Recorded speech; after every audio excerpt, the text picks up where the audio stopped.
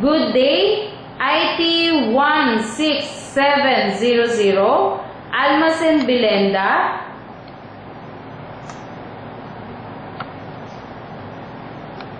36 years old, single parent, college graduate, experience, ex-abroad. Please introduce yourself.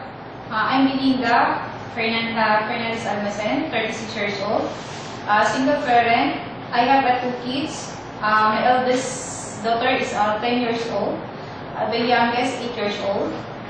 I'm graduate computer secretariat, and I take another course, commerce, major in management. I'm the eldest of the 4 brothers and 1 sister. My previous job, I work in UAE in Abu Dhabi. I finished contract in 2 years. Okay, so who will look after or who will taking care of your children if you work in Hong Kong? My parent. Your parent. Okay, so what is the job of your mother and father? My mother, housewife. My father's farmer. So how many hours travel from your home address up to here in the office? 2 hours. 2 hours. So do you have an experience as a domestic helper in abroad? Yes. Okay.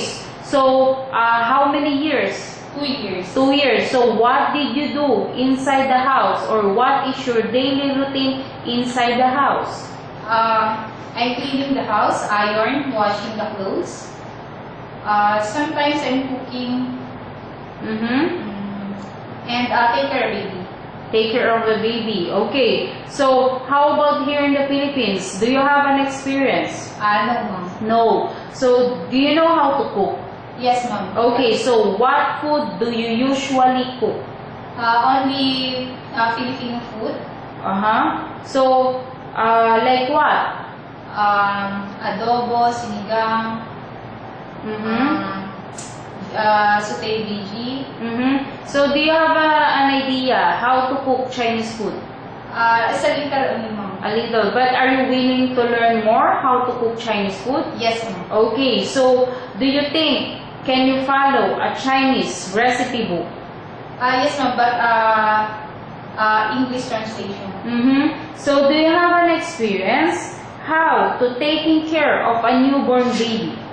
Yes, ma'am, but my personal experience, ma'am. Okay, so can you tell something how to taking care of a newborn baby? I can take a baby for body. Baby. What else? Play a baby. So do you know how to prepare a bottled milk Yes, for the baby? So what are you going to do first if you are preparing a bottled milk for the baby? Check the bottle if it's clean.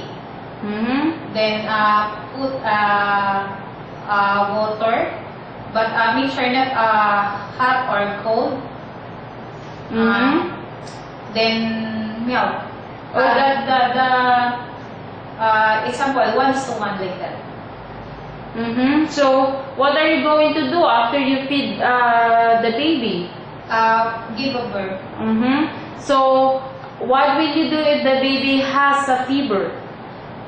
Check the body temperature. Okay. And tell to your madam or sir that the baby is not okay. Okay, so what will you do if the baby is crying? Can you sing a nursery rhyme? Yes. Okay, so give me an example. I have 2 hands, the left and the right, holding the fight, so clean and bright. That's it.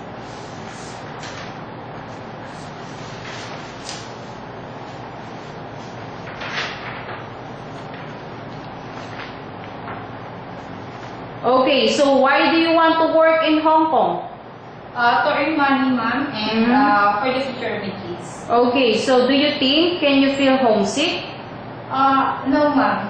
Just focus to your work. Enjoy to your duties and responsibilities. Philippines. You Mhm. cannot feel homesick. For your Okay, country. so can you promise that you will never go back to the Philippines and finish your contract? Yes, ma'am. Okay, I so are you promise. willing to renew your contract? Yes, ma'am. Okay. If my employer requests to renew and my employer's okay, I grab the opportunity, ma'am. Okay, so Miss Almacen Belinda, give your message to your future employer.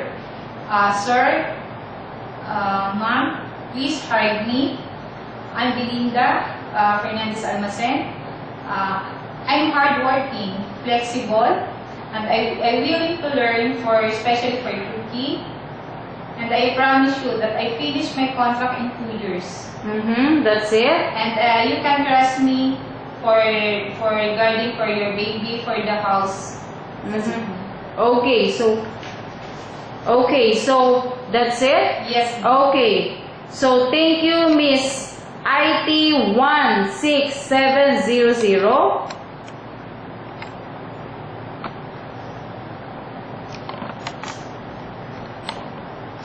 Have a nice day.